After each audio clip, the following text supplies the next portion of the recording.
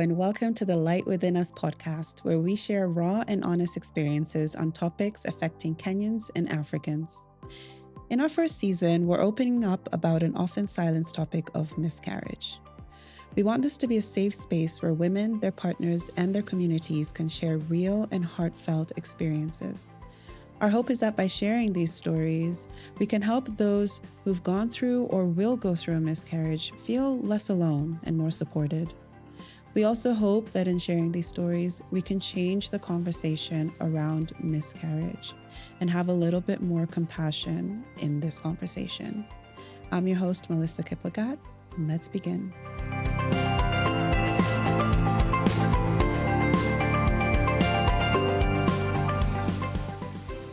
Hello, everyone, and welcome to another episode of the Light Within Us podcast. I'm really excited for the guest we have today. Her name is Catherine, but I'll let you introduce yourself and say whatever you want to say about yourself. Okay, thank you so much, Melissa. My name is Catherine Muya. I'm 37 years old, a mother of one. I'm married, and I come from a family I was born a quadruplet. So What? we were born 2 girls, 2 boys, but one boy passed away a few days after birth. Okay. So now we are 2 girls, 1 boy. Wow. But then we have an older sister, so we're like now 4 children in my family. Are you all paternal or identical? We are fraternal. Yes. Paternal. Yeah. It's okay. It's okay. We learn. Yes. Okay. Yes. Interesting. Yes. Thank you. Okay. Yeah. Okay, fine. Then let's start the story at the beginning. Okay. We can talk about the time before. First of all, the pregnancy that you had lost, was that your first pregnancy? Yes, it was. Okay, so we can talk about that time. What was life like? How old were you? What was the relationship with the person who you got pregnant with? Did you want to be a mom at that time of your life? Okay. Yeah, tell me about that. Okay, so I had the first pregnancy that I lost, the miscarriage. I had it in 2016. Okay. We had traveled the country with my husband. We were just kind of newlywed, like 2 years in, because we were wedded. We got married in 2014. How old are you? I got married when I was 26. Okay. Yes. So when I fell pregnant, I was 28. Okay. I think 28, 29. Was it planned? Kind of. It was something that I was like, if it happens, it happens. I was like, I want to fall pregnant. I was like, okay. So like, no, say yes or no or what? Like, okay. But I fell pregnant. But I fell pregnant when we had traveled the country. We had gone to Norway for a holiday. We had gone to visit some friends and family. So I fell pregnant. At first, I was a bit scared because I was like, okay, I'm not sure if he wants to know, if he's going to be happy about it, because we still had some arguments about it. But then I was like, let me just tell him so that at least he just knows. And how did you tell him? Was it a cute thing or was it just like, I'm pregnant, deal with it? No, me, I don't do those cute things. Let me just tell you. I'll just sit you down and say, by the yeah, I'm pregnant. So there's no fanfare, there's no, do what, I just say it as it is. So I just told him, yeah, I'm pregnant, and it was around, I think, between 8 to 9 weeks then. But did you know that before you told him? Yes, I knew, because I usually track my monthly You're cycle. okay. So you're for regular, sure I knew. So you yeah. knew. Okay. So for sure I knew once I missed my period, I knew I was already pregnant. Okay. So, but then it was early on. Yes. So, but I just told him because we were out of the country. So I was like, let me just tell you in case anything, but you know. So he was like, okay, that's fine. It wasn't so exciting, but I'm like, all right, just take whatever you're giving me. It's fine. So, unfortunately, now when we were traveling, we had that time when I told him we were in Germany. So when we were traveling back to Norway, I started bleeding early in the morning before we started our travel to go back. You were traveling by air, by train? We were going by air, but first we went by train, then we go by air. Okay. Because we were going to a certain town to pick the flight. So I started bleeding in the morning. I was like, oh my gosh, what is this? I just started freaking out. A lot, or just like it started a lot. Like it started like a gush of blood. So I woke up. That it happened in the middle of the night, maybe around either 4, 5, or 6. I can't recall. So I woke up. I was like, oh my gosh, what is this? So I went to the bathroom. I changed. Then I woke him up. I'm like, I'm bleeding and I don't know what it means, but I hope it's nothing. He's like, okay, fine. So I was like, let me just take some painkillers And then I hope I'll be okay. Was there a reason you didn't want to go get checked, or you didn't go get checked? I think I was a bit scared because I didn't want to believe, like, because I didn't even know how a miscarriage is. Yeah. I had no clue what happened. So yeah, it's not something that was even on your mind. Yeah, though. it was not even something that, because I was like, I get this that. pregnancy so early on. So I didn't know if blood comes out, what happens, you go into labor. I have no clue. Yes. So it happened. Then I was like, okay, maybe it's just some people say they bleed during pregnancy. I was like, okay, let me just watch this out, see how it goes. So we traveled. So along the waiting for the train, waiting for the flight, I was in so much pain. I was cramping. I was like, oh my gosh, this is so painful. I just felt like I had the longest flight from Germany to nowhere. I felt like it was like a whole day. And you're still just bleeding. I was bleeding. Luckily, I had some pads, so I put some pads. But I wasn't bleeding very heavily, but I was bleeding. And then I was cramping so badly, like it was too much pain. I couldn't even sit still. Even the passengers next to me were looking like me like, what is going on with this woman? Has this woman carried drugs? Not that's this what, dancer. that's what I was thinking. That's what they, like, literally, I was in so much pain. I guess they were just thinking like, something's up with this woman and it's not good. Yeah. So eventually we got to Norway. The person we were staying with, I told them what had happened. So she was like, she's going to take me to the doctors immediately when we arrive. But I was in so much pain. I was like, but I just need to go because I can't put any medicine, any painkillers I'm taking are not helping. So when we went when we arrived, then the lady took us to the hospital. Then the doctor told me, unfortunately, you're going through a miscarriage. He's like, did you know how far along you are? I was like, maybe around 8-9 weeks. He was like, okay, yeah, that makes sense. So I was like, okay, would you know why this would happen? I was like, it usually happens, but maybe there could be some underlying issue. But for now, it's best to just take some meds. You try so that they can clear out. It completes the miscarriage and whatnot. So I was a bit broken. I was a bit sad. What was the time before when you found out you're pregnant and when this happened? It was like maybe 2 weeks. Oh, okay. But okay, for me, I knew like maybe another 2 weeks before. Okay. Then by the time I told him, it was like a week after. Then another week when now we were traveling and going back. When now I got the miscarriage. Okay. So so the doctor told me that. He said he'll just have to take some medicine to complete the pregnancy. To complete the miscarriage. And then after that, when I'm able, I can go and get a checkup and all that stuff. So I was broken. I was sad, but I was like, God, if that's it, then I guess that is it. How long did you continue to cramp for or bleed for? No. Once the doctor gave me the medicine, at least he gave me some very strong painkillers. Okay. So that the pain by the time I was going home to the house, the pain had reduced. Okay. The bleeding took another maybe 3 to 4 days because it was still completing to do the. So by the time maybe the third or fourth day, oh my gosh, I can't remember. Yeah. The third or fourth day, is when I'd now stopped bleeding. So it was now reducing, and then now I was just now taking antibiotics and stuff. Yes. Okay. Yeah. And then when you found out, what were you and your husband having? Did you talk about it? How did he react? What was happening? Well, when I found out and I told him, he was a bit, I'm sorry, Jay, he was a bit closed off. Like he didn't show any emotion, didn't comfort me as much as I was in pain and all that.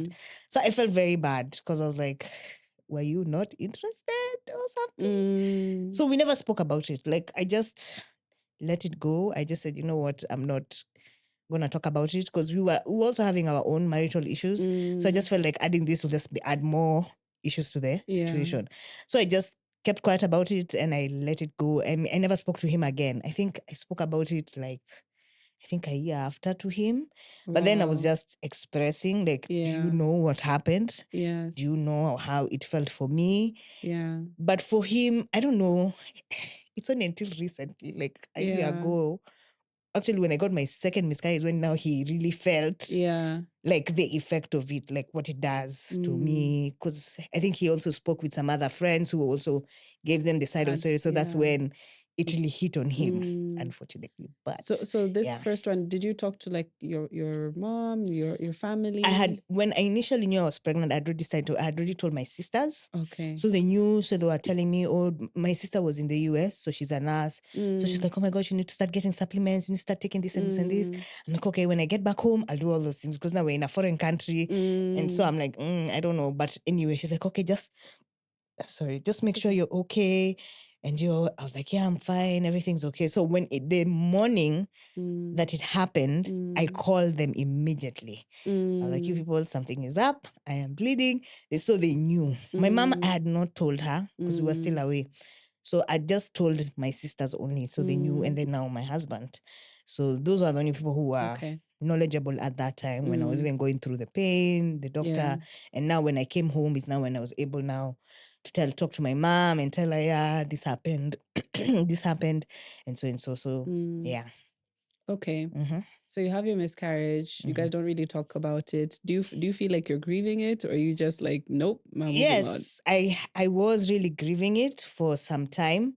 Because now when I realized what was actually the cause of the miscarriage. Whoa, so you found out? Yes. So what I found out was that the pregnancy was not viable because I had started getting fibroids, which was now, it seemed like maybe it was competing. But by then, it wasn't so noticeable. It's only afterwards when I came back and then I started doing follow-up with my gynecologist is when I realized I have a lot of fibroids and they were the ones who are causing the problem. So I started getting a lot of hormonal issues, long period. My periods I was menstruating for like a month. What? Yeah, my gosh, that 2017 was the worst. Like for 6 months, I was going through the most. Oh my My hormones were on the roof. I had periods for so long, painful. I got a cyst. I was like, what the heck?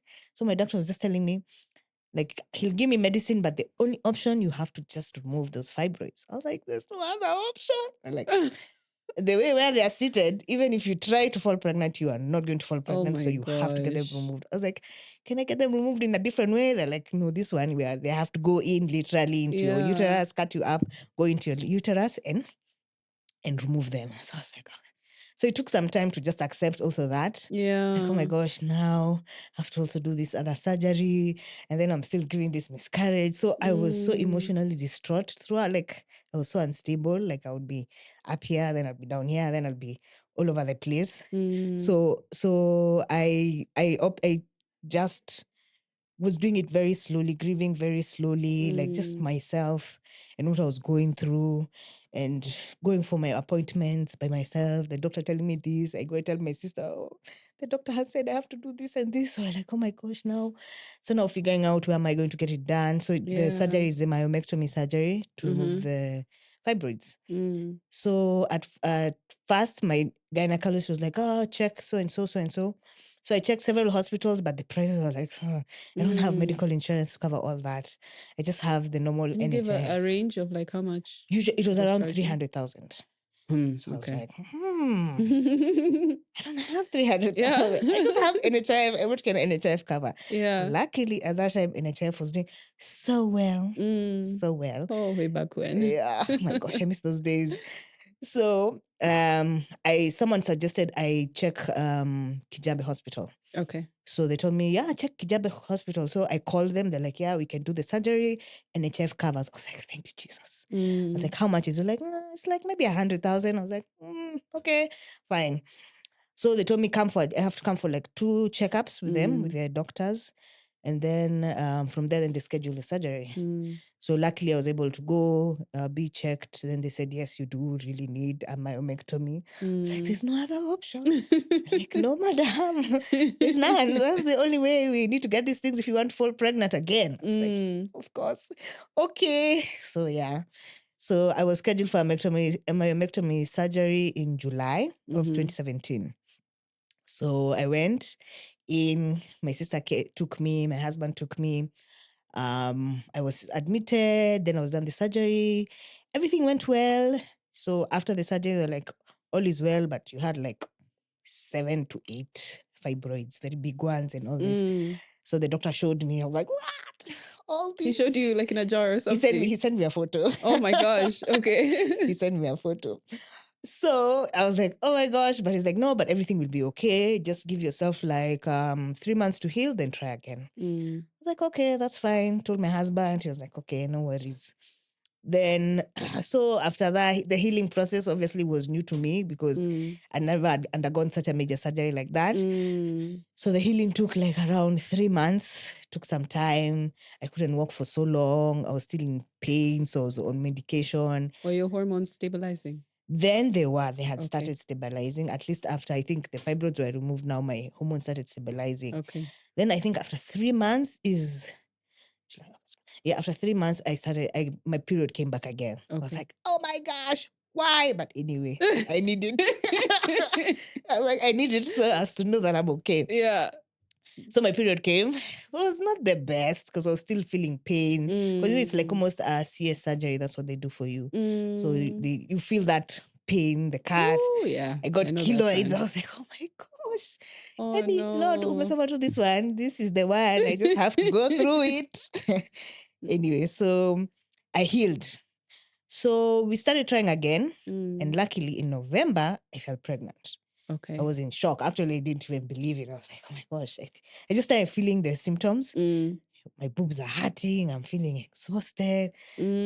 So I was like, oh my God. But now I was scared to go and do a test because I was like, no, because we had not really spoken about it, that maybe we should try again. Whatever the doctor mentioned is what now we just took. Yeah. So we didn't like sit down and say, okay, so now we are now after this, we try again. So when I fell pregnant, I was like, hey, how am I going to tell my husband? I'm not sure.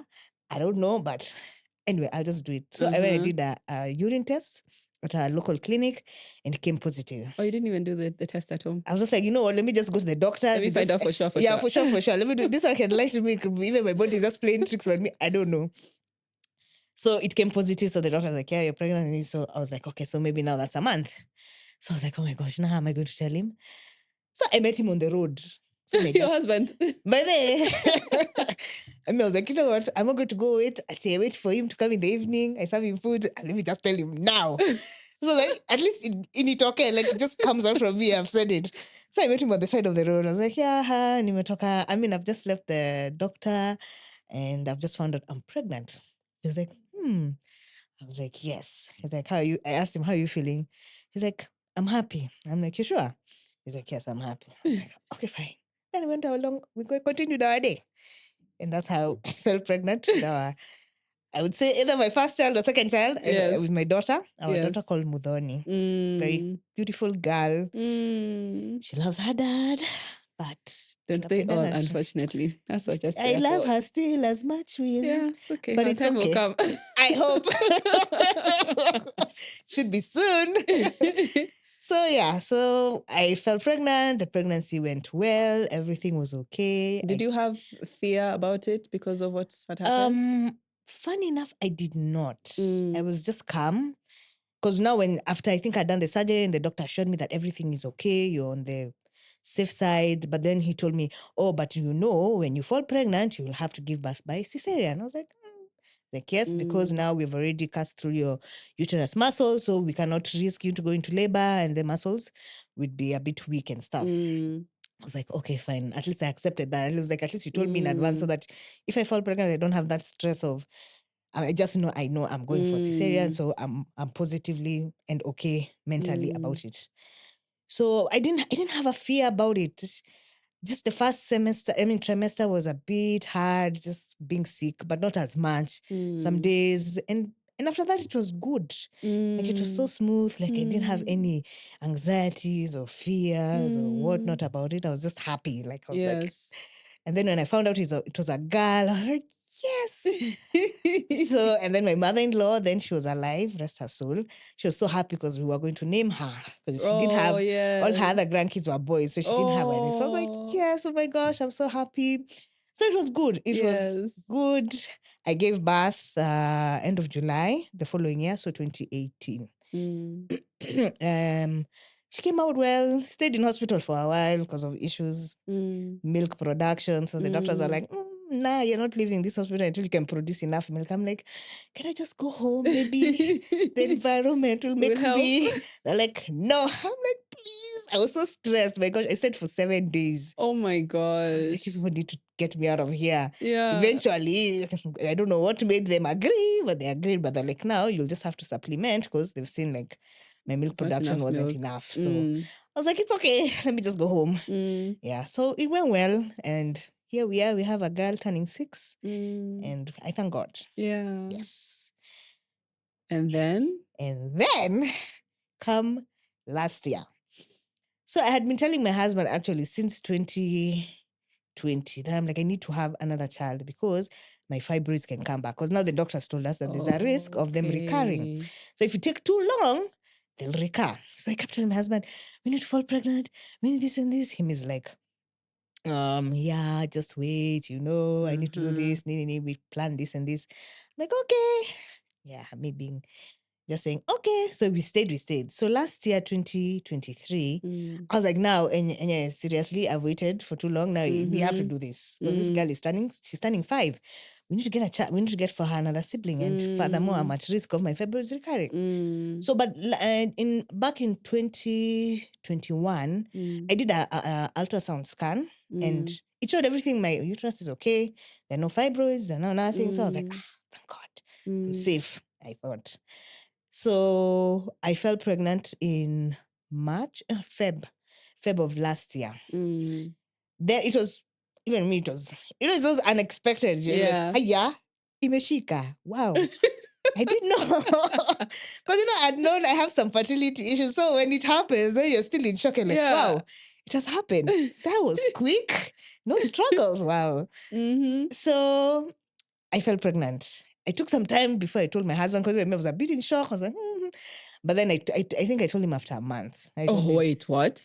Yeah. You kept that for a month? Yeah, because now I was worried if he was 100% sure if he's ready for us to have another child. So, when you have those insecurities, you're like, should I tell him, wait, let me just wait, let me just check, let me try and get the 8 weeks. I was like, let me try and get to 8 weeks, or for at least let me get close to 8 weeks, then I see if I'm safe. But then I was like, I can't wait for 8 weeks now already at Ajua. So I told him after it wasn't really a month, but it was like a few weeks after. Wow, okay. So I told him, I was like, so it was so hilarious. I sent him a picture of the test. I was like, guess what? Then he's like, what? You have COVID? I was like, what? Dude, man, does it look like the COVID test? I was like, no, I'm pregnant. He's like, oh, okay, that's nice. Like, okay, fine. We continued with life. I was like, you know what? At least he knows. Let it not be that I never mentioned it. Yeah. Let it be I mentioned it. However, where I said it. So he's like, yeah, it's okay. So I just went on with my pregnancy. So by the time I got to my 12 weeks, I was like, let me go and get a scan. So you hadn't had a scan before? Yeah, I hadn't had a scan. Okay. So then I was not even feeling that sick. I was just feeling maybe a bit sick, but not too much. Like I don't know, that pregnancy, even until now, I still sit down and wonder, that pregnancy felt so off. Like everything was just normal. Too easy. It was too easy. Yes, thank you. It was too easy. But then my stomach was big. It didn't look like for 1 month, it was looking slightly large. So I'm looking at my stomach, I'm like, this is off. I'm like, but I'd gained some weight, maybe, you're just there. So I went when I got to 12 weeks, I went for the scan. So the doctor was like, yeah, the baby's okay, but you have fibroids and they're quite a number. I'm like, like how many? Like maybe around 5 and they look very big. I was like, wow, oh my gosh, I thought I didn't have. Like, well, they have recurred and they might cause a risk to the child. So just be careful and make sure you come back like after 2 weeks for another scan. I was like, okay. So I called my gynecologist. I told her, yeah, I've done a scan, but it seems like I have fibroids. So she's like, oh my gosh. So she started giving me she told me just take these supplements and let's just keep an eye on you. I was like, okay, fine. So 12 weeks then is like what? 3 months? But my stomach was looking like I was 6. But me, I was just like, it's because I had gained weight, so my tummy is big.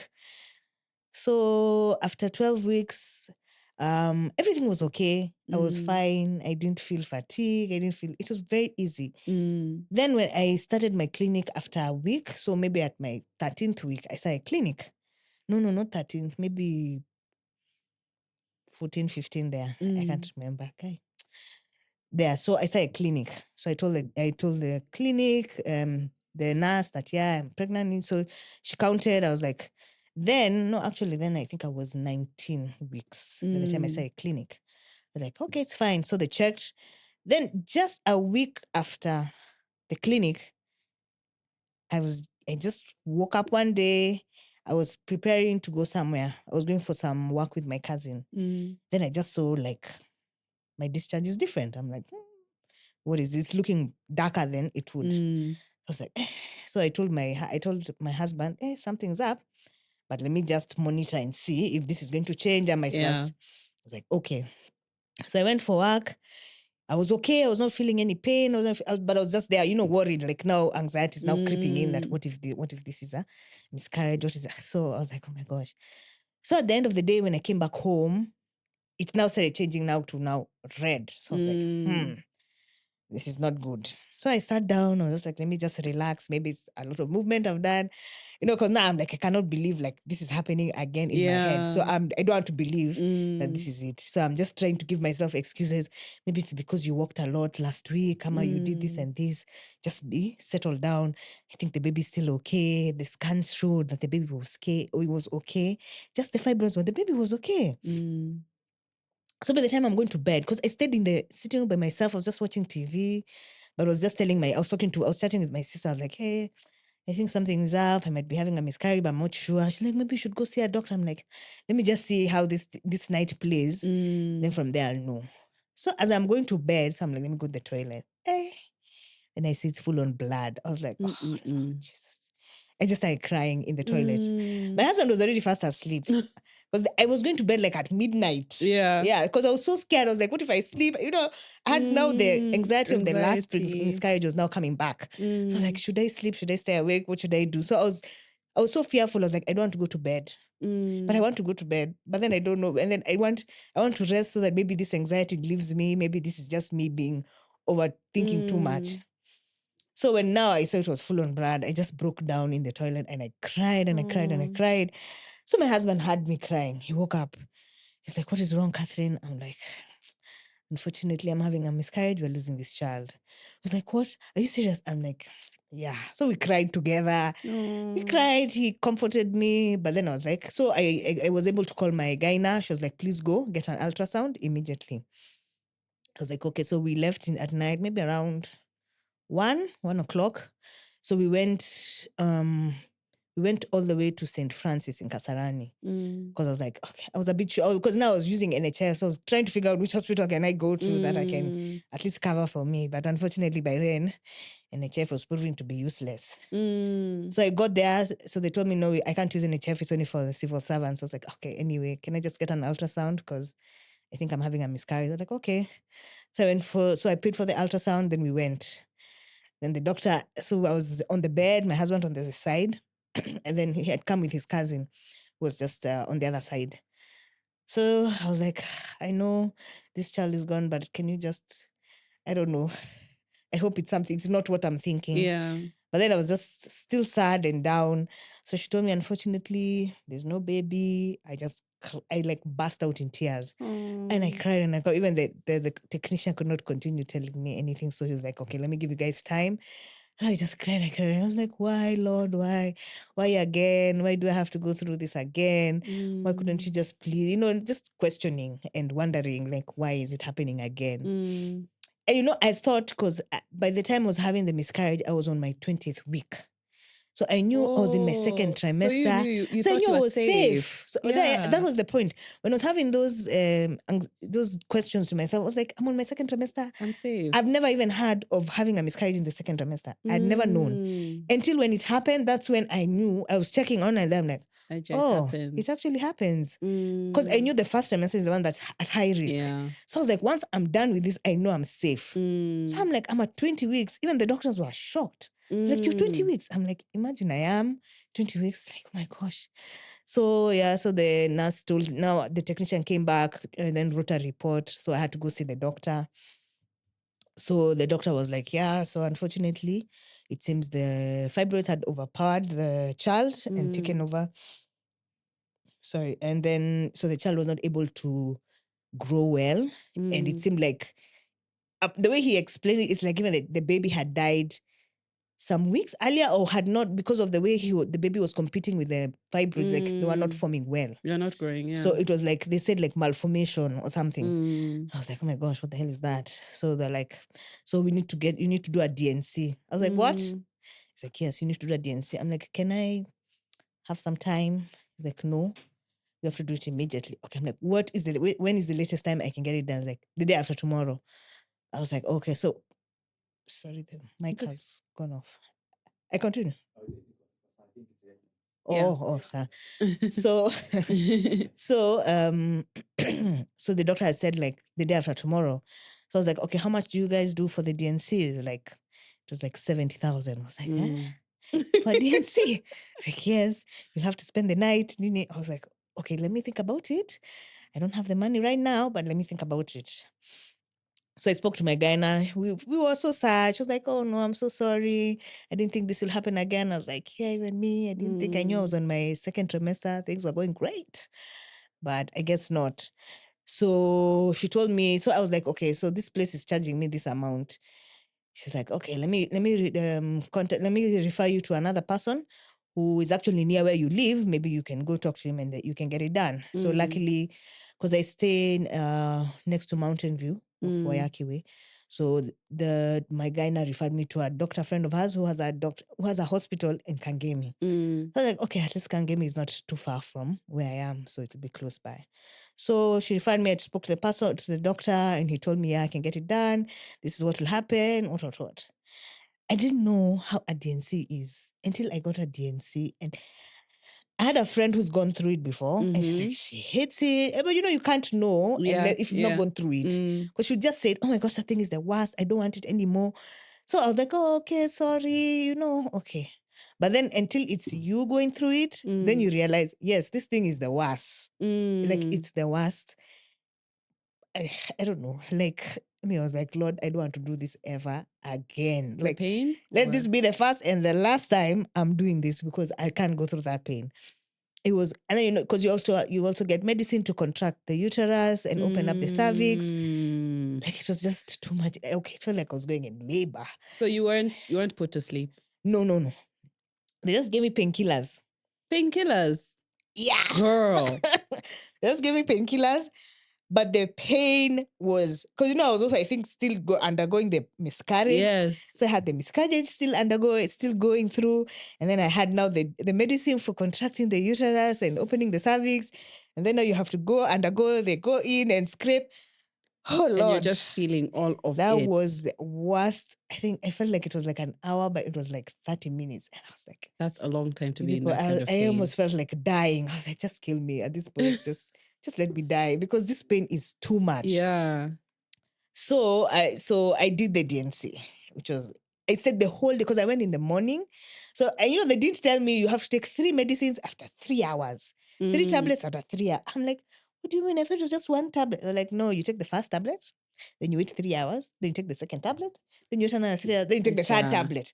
I was like, God damn, I've stayed for so long. I didn't think it was something I was going to stay like the whole day in the hospital. Because I never knew. People don't talk about how DNCs actually are. They'll just say, yeah, I went through it. Because my mom also said she went through it.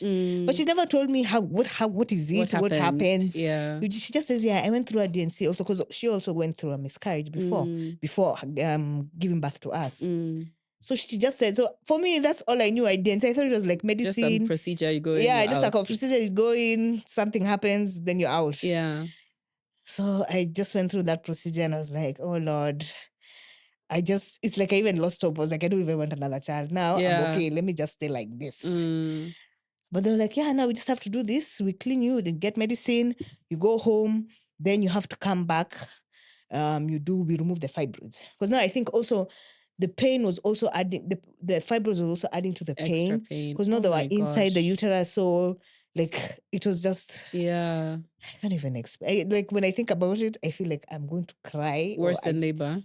I don't even, I don't know how labor is because I'm not going because through. you did a C-section. Okay. I'm not going Okay. through how labor is, but I'm assuming it could be It's close probably to worse. that. It's probably worse. Yeah. It could Okay. be close to that pain, but Yeah. who knows? So, so I got the DNC done. I went home, was under medication. So then after like Are you 2 weeks. grieving at this point? Yes, I was. I was so sad. My husband also knew I was sad because I think he saw it. Mm. So I was just sad. I was just annoyed. I was just angry. I was like, why? And the doctor is saying that's the only way. I have to remove those fibroids if you want another child. If not, you can stay with them and then just don't have another child. I was like, no, I want to have another child. So like, yeah, so you have to come and get a myomectomy done. I was like, yet again? They're like, yes. I'm like, there's no other option. Like, go through laparoscopic. Like, no, you have to go through your uterus, open it up, remove them because they're inside your uterus. I was like, oh, Lord. So after 2 weeks, I applied for the surgery. NHF luckily approved. So after 2 weeks, I got the surgery done. So this one was, I don't know, it just felt weird because it was now, and then I was put in a ward where people were giving birth. Oh my gosh. So we were 3 in the room. So 2 women had babies and me, I didn't have. Oh, and I was just feeling like, why am I here, Lord? Like, what is this? Are you trying to test me? What? Yeah. But I was positive. I was like, I hope everything goes well. So they were very nice ladies, really became good friends and they really encouraged me. Yeah. And they also encouraged them with their babies. So at least I had some good roommates. But it was still hard, like going to bed at night and then you hear their babies crying. Like, sasa wangu when will mine come then? I don't know. And this was last year? This was last year in June. Okay. So I did, so my miscarriage happened early June, right before our birthday. Oh. Which was even worse because we had just celebrated our birthday the day before, me and my sister. And then this following day now, I started having the miscarriage. I was like, so this year, when I was getting near to our birthday date, I was full of anxiety. I was like, I don't think I'm having this child. I feel like a miscarriage is coming. Like, I was just full of a lot of questions. And so I told my sister, I'm like, hey, Teresa, man, I'm not feeling as if this child, like, I'm going to deliver this child in December.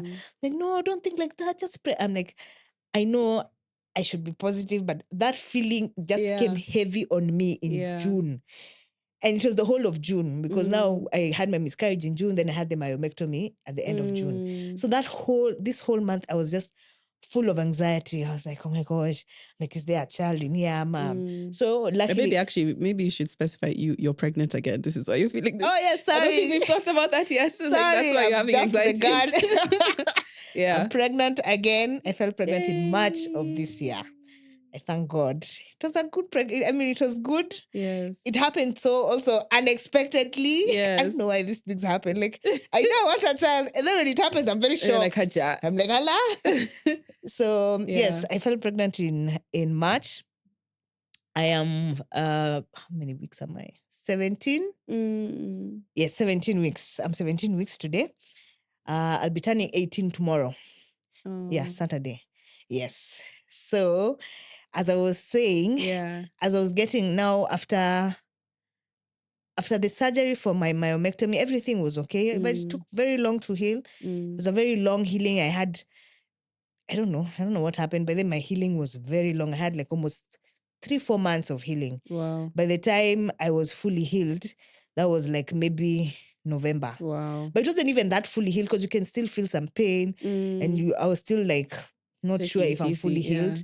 But then I can say around November, let's say, around November is when I felt like I was, okay, I'm healed. So when I visited my gyna, she was like, yeah, you can start trying after 6 months. So from June, I was like, from December, we can start. I told my husband, Ujue December, we are starting to try for another child. He's like, are you sure? I'm like, 100% plus, I don't know, plus another 100, plus 10. I'm sure. He's like, okay, no worries. So we start trying. Nothing. December, nothing. I'm like, what? And my period has resumed regularly. I'm counting my days, my cycle, I'm following it. December, nothing. I'm like, January, nothing. I'm like, why? I'm like, but the calendar is saying I'm ovulating should now. be, yeah. As in, what is happening? December passes, January, Feb, nothing. I'm like, now here. Something's up. I went and spoke to my, no, in January now is when I went and spoke to my gyna. I'm like, I think something is wrong. As in, we've been trying for the past 2 months, nothing is happening. And I'm tracking my period, I'm tracking my calendar, everything is okay. So she's like, okay, let's just do some tests. We check you out, get some medicine. So I did, what is it called? There's a certain test I did that showed that my fertility is low. So she gave me now medicines to help boost my fertility, whatnot. Then we tried in Feb. Then nothing. So I was like, she's like, no, just continue taking the medicine. I was like, okay, so I'll just continue taking until, I don't know, the day it happens. Then in March, I was still taking medicine. Then I saw somewhere that if you drink clove water, I don't know, this is not, people don't follow what, I'm just saying what it's not medical advice, guys. It's not medical advice. I just saw something I did. Yeah. It's just something I saw somewhere and I did.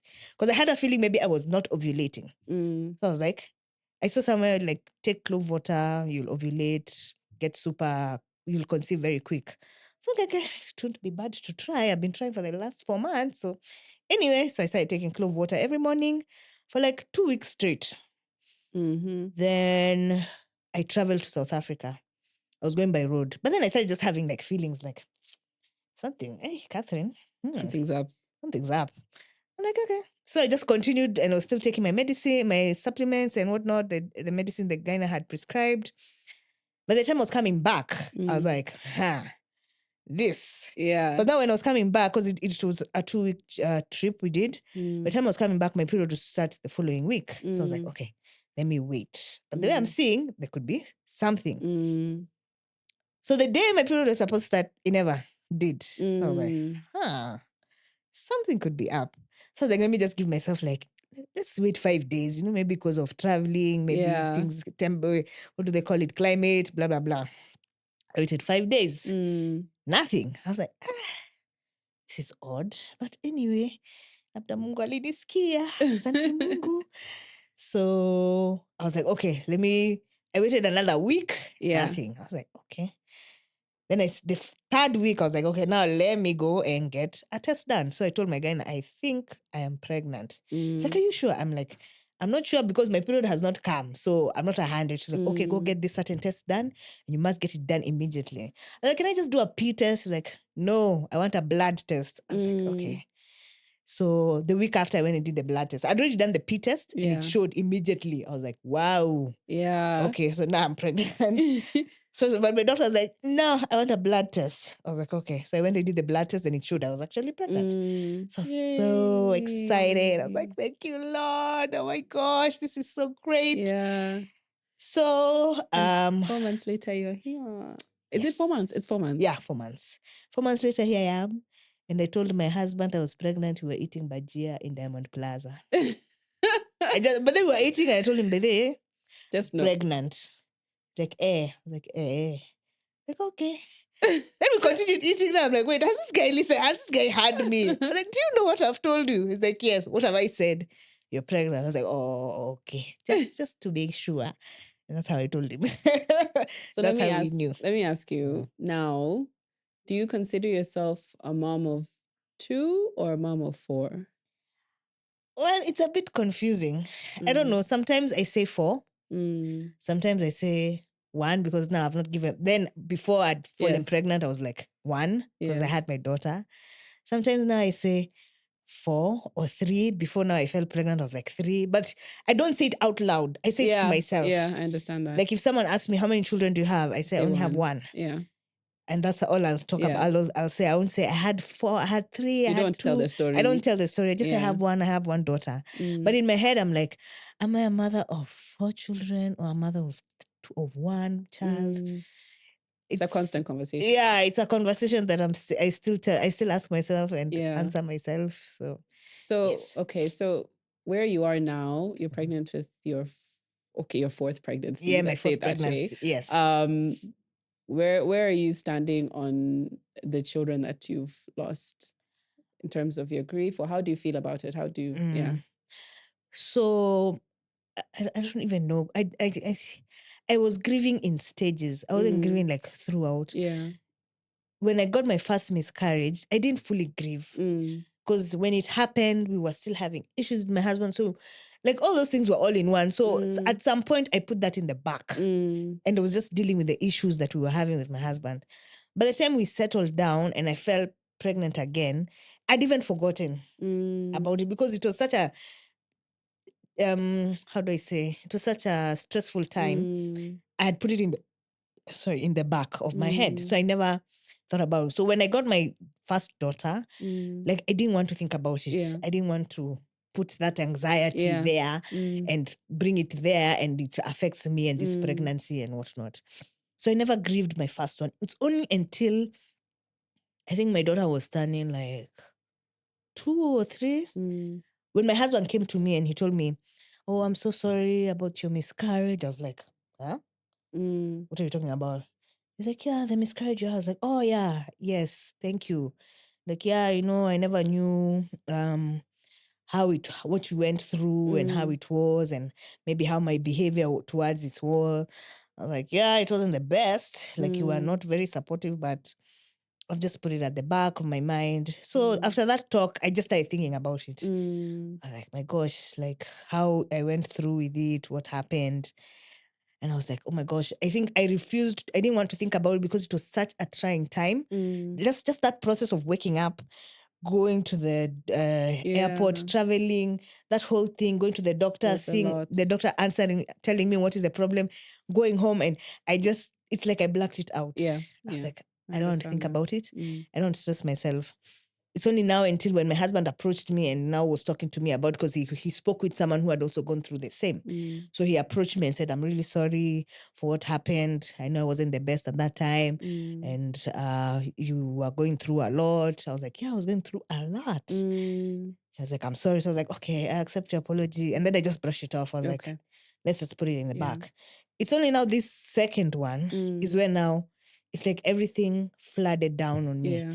And I think that's why I was crying so uncontrollably and wailing. And because now it was hitting me like, "Kathleen, will you be always losing your children? Like, will this always be how if you want to fall pregnant, you'll have to go through a miscarriage first before you get another child?" I was like, "Lord, is this the journey you've put me in?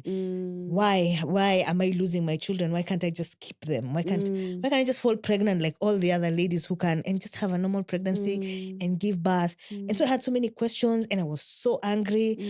So I think even that kind of contributed into my healing of my second myomectomy surgery. That because I was just angry, I was just sad, I was depressed, I was everything. I was like, why is this happening to me, Lord? Like, give me tell me, just give me an answer, then I accept it. But obviously you can't get an answer. So that grieving was now taking a toll on me.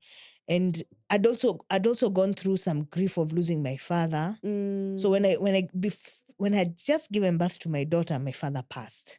Oh, He so had it been was a lot unwell. of, it was a season of grief. Yeah. So it was a very big season. So even then, when now I'm trying to raise my daughter, I'm going through the grief of losing my father. So it was very stressful. And then now realizing that maybe that's just how you're going to be. Like fibroids are just gonna be part of your life. Yeah. And you're like, no, why? I don't want. Why? Just leave. They came once and that's it. Why can't they not just come back again? I don't want them again. So I was very angry and the grief was a lot. Yeah. So even until now, personally, even until now, I feel it. Like I still feel it. I have anxiety because I keep telling everyone I'm pregnant, but I'm just praying I get to the end. That's where I'm looking at. I'm not looking. Even Paka, I don't even have the energy to start looking at baby clothes. Doing any baby shopping, nothing. I'm like, you know what? Let me just sit and wait. So my doctor is like, take it easy. Don't do stressful things. So I'm just taking it easy. But those things come up. You start remembering the children you lost. How maybe things would have been if you had all of them. It would have been maybe a full house of kids.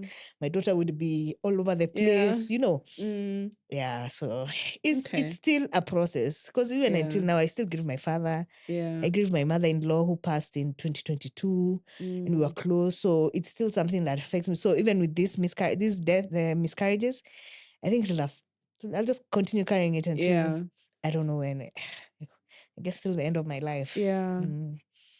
Wow. Yeah. Well, thank you for sharing your story. I feel like we could do like another hour. You're such a good storyteller. I know. But thank you so much for sharing your story. It's very interesting to hear the perspective of someone who had fibroids. Yeah. I don't think I've heard that personally. I haven't heard that experience.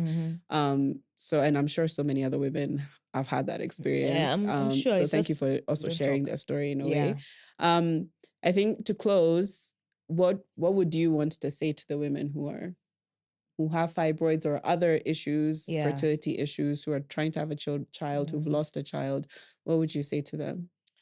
Well, speaking from my experience, especially fibroids, I really would encourage women to have themselves checked early enough to know what fibroids are, to know what they can do to you, and just be prepared and know moving forward, if this is the journey you're going to take, you know what you're expecting, or not even expecting, but you know the journey that's there. Because for me, I didn't know.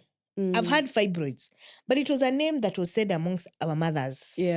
But we didn't know what it was. You just had fibroids, but you didn't know what it was until you experienced. I had it. Then I was like, wow, this is it. No one told me. That's when now someone comes and says, yeah, even me, I went through that. But then I'm like, it should be an open discussion, like in this time and age, because people are experiencing it even early on. Like they don't even before, know. it was something that our mothers would experience in their later years. But now it's coming as early as, like, I was only 27, 28 when I got it. So I didn't think that I had fertility issues. I thought I was in my prime of my year. I was even telling my husband before 30, watoto lazima, hey, here, we need to get working. So get checked. Yeah, so like get checked. Be informed. Visit, go be informed, and people talk about it. Like, let's just talk about it, because I know it's a hard experience, but I believe in talking about it. It kind of lets it make it easier for you and for even the person who's listening to you.